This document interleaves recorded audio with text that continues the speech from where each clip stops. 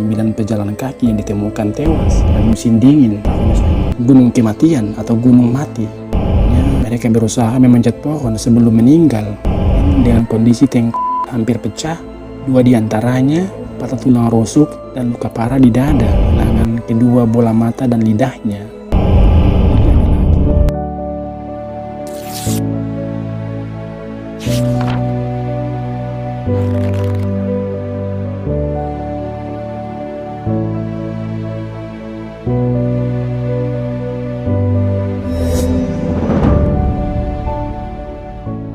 Hi, it's me, D again. Bagaimana kabar kalian hari ini? Semoga sehat-sehat selalu, stay strong dan jangan pernah menyerah. Seperti biasa, kita akan selalu mencari dan membahas hal-hal menarik yang ada di dunia ini. Dan semoga saja you guys enjoy the video. So, pada video kita kali ini, kita akan membahas salah satu kasus tewasnya 9 pejalan kaki secara misterius di salah satu gunung di Rusia. Seperti apa nantinya? Pantengin terus ya, jangan di skip biar kita sama-sama paham. Oke? Oh iya, before we continue, don't forget to subscribe juga ya, agar kalian selalu menjadi yang pertama yang mendapatkan update notifikasi setiap kali ada video baru dari kami. Terus langsung ke videonya.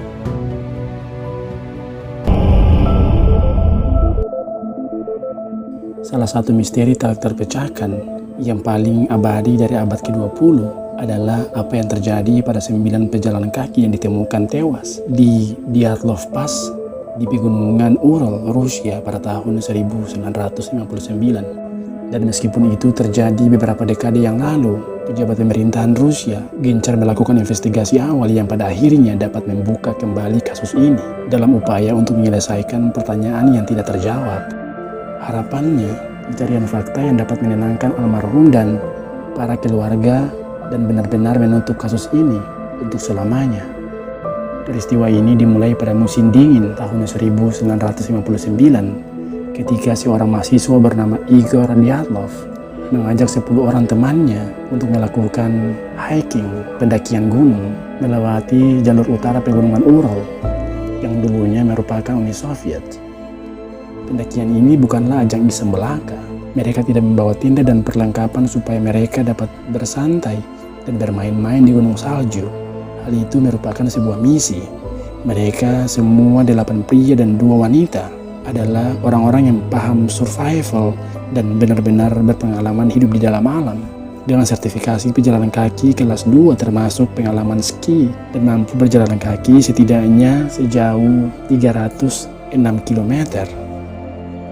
Pada tanggal 25 Januari di tahun yang sama, mereka semua kemudian berangkat mengabaikan cuaca dingin dan bersalju. Hampir semuanya siap apabila salah satu di antara mereka yang bernama Yuri Yudin merasa tidak enak badan dan memutuskan untuk pulang, meninggalkan sepenuhnya pendakian kepada 9 orang rekannya, yang mana pada saat itu dia tidak tahu bahwa penyakitnya itu baru saja menyelamatkannya dari maut. Singkat cerita, ke-9 orang itu pun berangkat. Pada tanggal 31 Januari, perjalanan kelompok itu mencapai titik yang berbahaya, sebuah lembah yang saat ini dinamai sebagai Dyatlov Pass karena tragedi yang belum mereka sangka akan datang. Mereka kemudian memasang tenda di situ dan mengecek perlengkapan mereka sebelum mulai beristirahat. Keesokan paginya, mereka memulai pendakian lagi, berharap untuk tetap berada di jalur dan segera mendirikan tenda di titik berikutnya. Sayangnya, badai salju yang dahsyat menyesatkan mereka keluar dari rute yang dituju dan malah menuntun mereka menuju lereng gunung Kolatskal yang dalam bahasa penduduk asli berarti Gunung Kematian atau Gunung Mati. Rute yang telah diubah memaksa tim untuk mencari tempat perkemahan yang baru.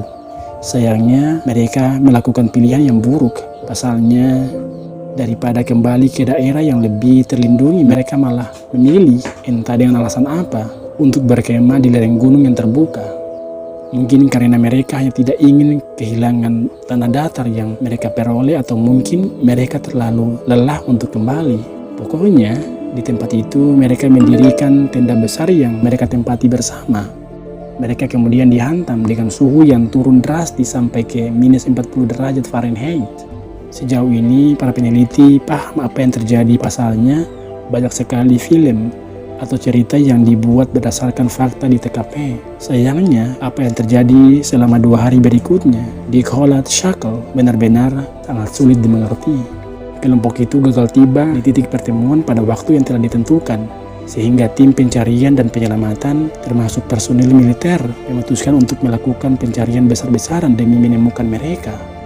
3 minggu kemudian, pada tanggal 26 Februari tahun 1959, tim pencari akhirnya menemukan tenda para pendaki yang telah hancur.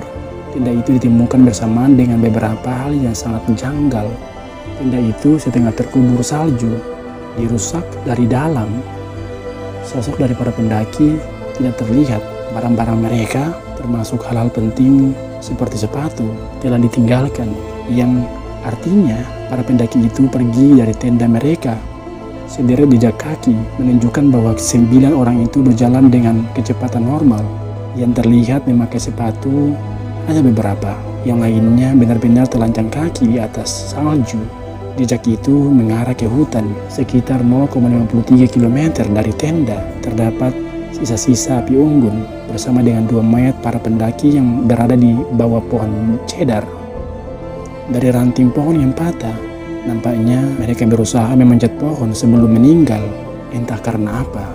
Beberapa ratus kaki dari tempat itu, mereka kemudian menemukan 3 mayat lagi yang membeku dengan pose yang nampaknya berusaha kembali ke tenda. Pada tanggal 14 Mei, cuaca cukup hangat bagi tim penyelamat untuk melacak korban yang lain. Pencarian kedua itu membuahkan hasil karena mereka berhasil menemukan 4 pendaki yang lain. Sayangnya, kondisi mereka keempat pendaki lainnya ditemukan dengan kondisi yang sangat mengerikan. Salah satu dari mereka ditemukan dengan kondisi hampir pecah, 2 diantaranya patah tulang rusuk dan luka parah di dada. Dan yang terakhir, kehilangan kedua bola mata dan lidahnya. Lebih aneh lagi adalah baju mereka yang pada saat diteliti diketahui mengandung senyawa radioaktif. Hal ini tentu saja sangat aneh, kan? Satu-satunya penjelasan atas apa yang terjadi kepada mereka adalah dari foto-foto yang mereka ambil menggunakan kamera yang mereka tinggalkan di tenda.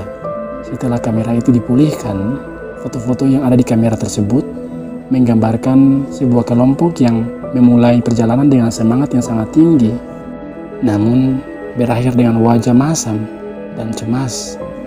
Mungkin karena mereka mengira mereka tersesat dan tidak bisa kembali, atau mungkin ada beberapa bahaya lain yang sedang terjadi.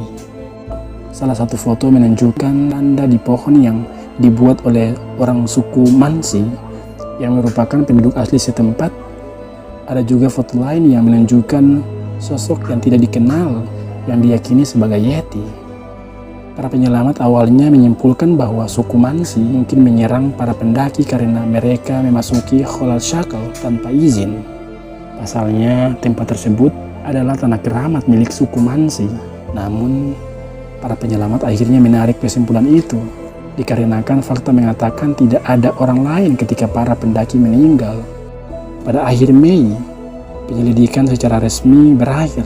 Penyebab kematian ditulis sebagai kematian yang disebabkan oleh alam. Beberapa dokumen kemudian diklasifikasikan, dan daerah itu ditutup untuk akses publik selama bertahun-tahun setelah kejadian. Mengingat situasinya, kita bisa tahu bagaimana anggota keluarga para korban mungkin tidak puas dengan kesimpulan samar-samar dari pemerintah.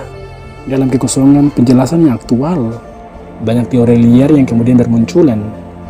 Beberapa di antaranya adalah longsoran salju, angin kencang yang ekstrim, atau serangan binatang buas. Pertengkaran kekasih yang mungkin terjadi, ditambah dengan obat psikedelik yang kemungkinan merupakan sejenis narkotika yang diperoleh dari penduduk setempat, menyebabkan serangkaian peristiwa yang liar. Getaran-getaran infrasonik yang ditimbulkan oleh angin yang menderu melewati gunung memicu kepanikan dalam kelompok pendaki itu. Fakta lain menunjukkan bahwa beberapa pakaian pejalan kaki ditemukan mengandung zat radioaktif. Mungkin mereka tanpa sengaja melihat eksperimen militer rahasia yang kemudian menyebabkan mereka. Mungkin juga ada keterlibatan alien. Pasalnya, penduduk setempat melaporkan bahwa mereka melihat benda terbang yang tidak dikenal di atas area tersebut pada malam kematian para pendaki. Sekarang, lebih dari 60 tahun kemudian, kasus ini kembali diangkat dari otoritas regional ke cabang federal dari Komite Investigasi Rusia, yang mana diperoleh rentetan dokumen yang relevan mengenai fakta-fakta kematian mereka.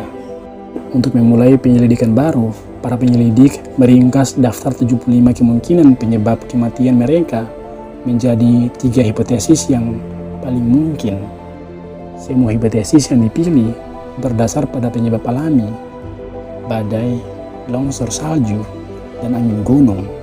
Harapannya, mereka akan kembali menyelidiki TKP dan menyimpulkan secara alamiah probabilitas kejadian dengan rekonstruksi.